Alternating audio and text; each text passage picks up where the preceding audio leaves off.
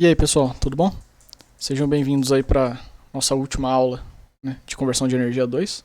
Próxima aula é a prova, certo? Nessa aula eu vou só falar aqui dos últimos itens que ficaram aqui por explicar, né? Vai ser uma aula mais rápida também, um pouco mais teórica.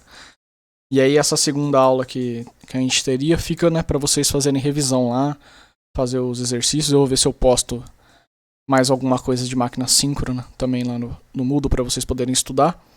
E aí vocês usem essa semana para estudar e tirar dúvida comigo, beleza? Essa segunda aula fica aí de estudo para vocês.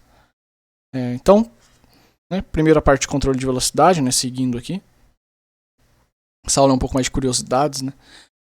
A controle de velocidade, né? Se a gente está falando de um motor síncrono, se espera que ele vá rodar sempre na velocidade síncrona, né? Então vai ser uma velocidade fixa, certo? Se a gente tiver uma frequência fixa na entrada. Então a ideia é, se eu não mudar a frequência, a velocidade da minha máquina vai ser sempre a mesma, certo? Que é isso daqui, né? Vou ter lá a velocidade síncrona, independente do torque, dado que eu estou no limite da máquina, né? A máquina, como eu já falei lá do ângulo de potência e tudo mais, ela tem um limite, né? Então se eu estiver dentro desse limite, meu torque vai ser variável aqui para uma mesma velocidade, certo? Mas tem como mexer essa barrinha aqui, né? Tem como mudar ela sem mexer só, por exemplo, no número de polos, certo? Que é basicamente mexendo na frequência, né? Então aqui tem as formulazinhas, né? Só pra gente lembrar das relações aqui, né? Que varia com a frequência, né? Então o torque vai variar também.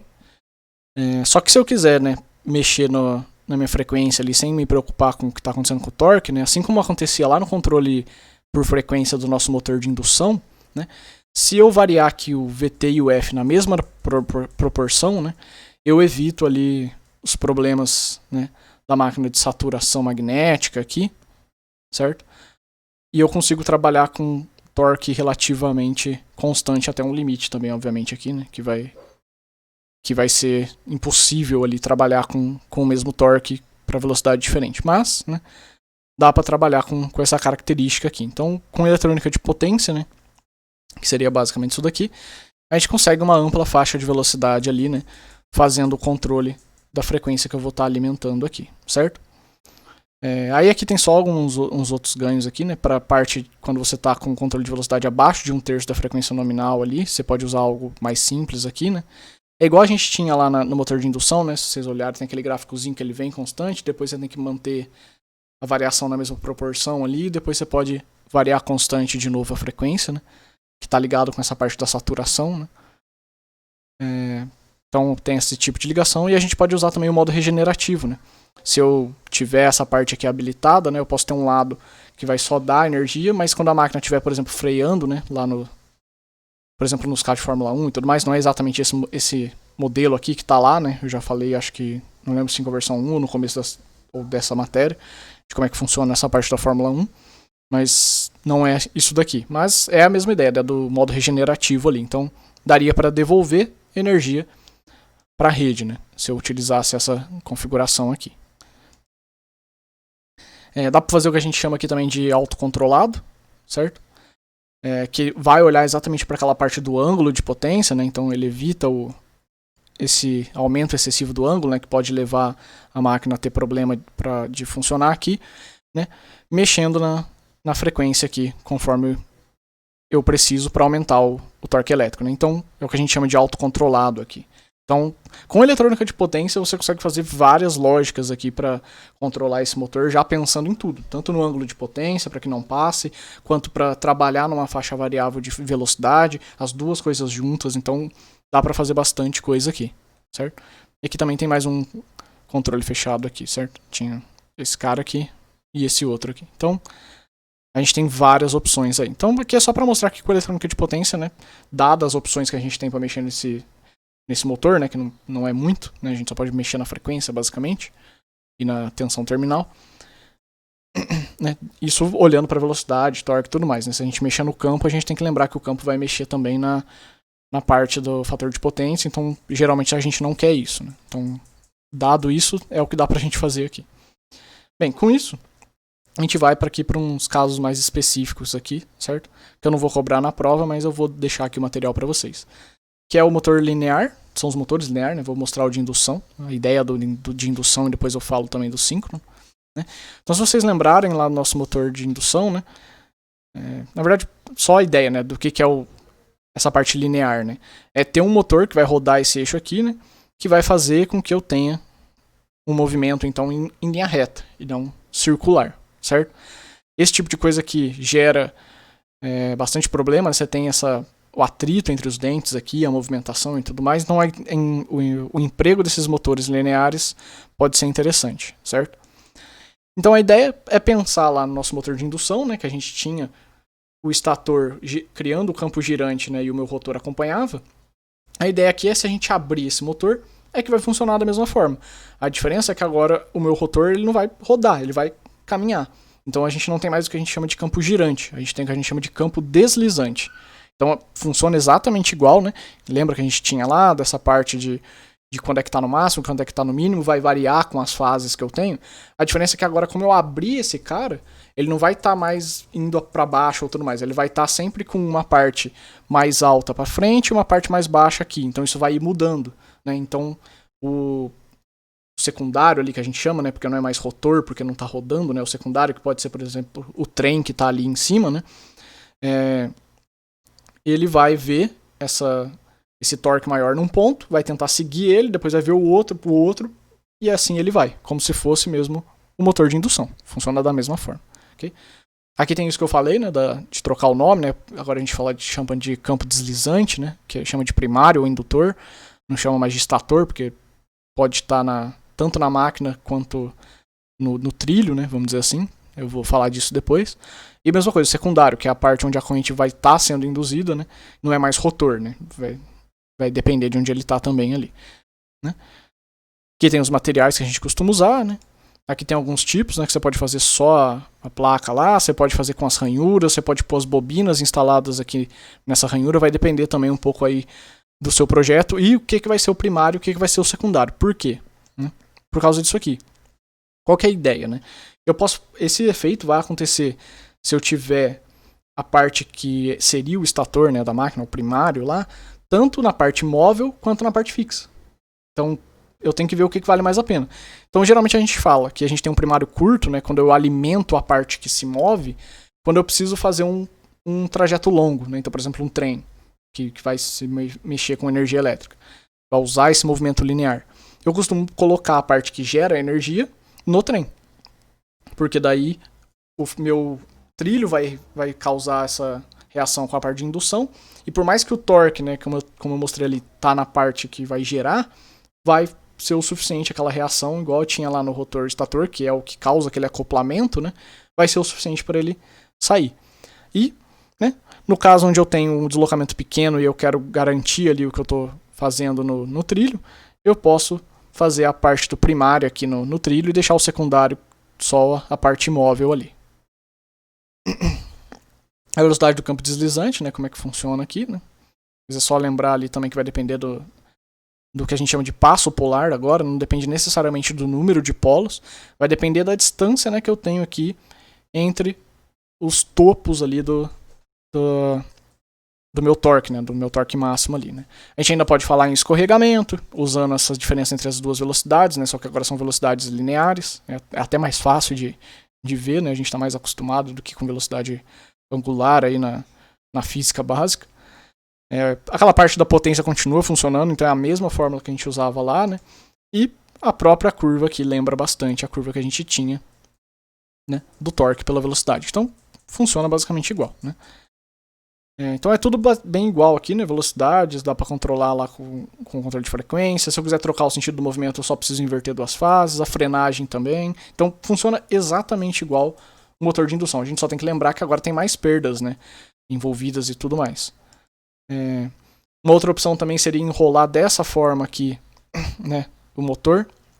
Que se eu criar algo desse tipo, eu crio um movimento, né, de algo que pode ir dentro do tubo, né?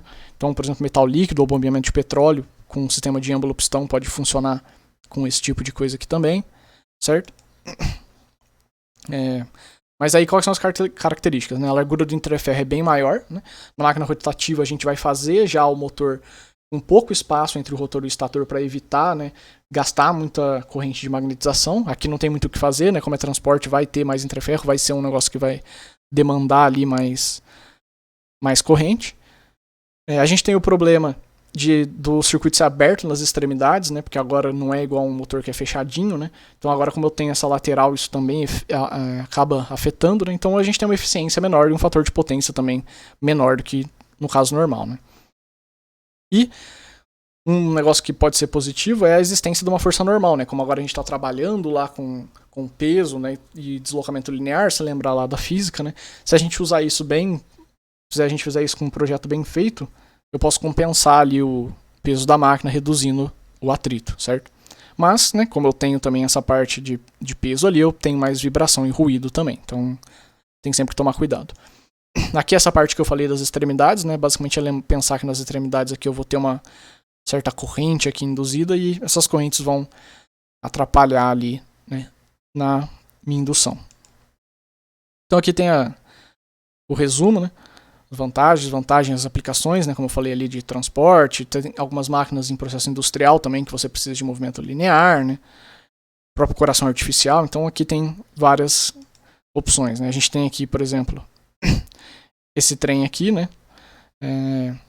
que lá no Japão, né, que utiliza isso, e aí a gente tem dois tipos de trem, né, que eu já vou mostrar no próximo, né, não vou nem mostrar detalhe aqui, só falar da parte de funcionamento, que com esse trem aqui você conseguiria, né, fazendo aquela levitação magnética também, né, que vai acontecer, também é outro efeito, mas é bem simples também de se fazer, você consegue gerar um trem que vai muito rápido, certo? Então ele é bem rápido aqui, e você alimenta dessa forma que eu mostrei. Mas, né, se você quer um trem ainda mais rápido, né, você usa motor síncrono linear. Né?